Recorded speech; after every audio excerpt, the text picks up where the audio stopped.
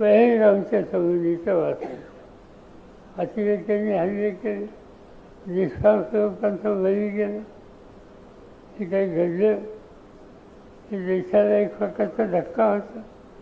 हा कुठल्या जाती धर्मावर धक्का नव्हता, हा भारताचा धक्का होता.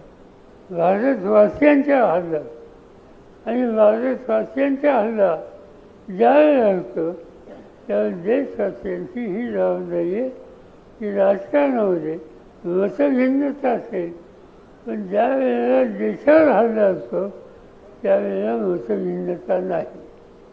आम्हाला लोकांना विचारलं काय भूमिका घ्यायची. आता भूमिका एकच, देश एकत्र आहे आणि देश एकत्र राहून या सगळ्या गोष्टींना विचार करता येईल. आमच्या असतील चुका असतील ते नंतर काढूया. काढच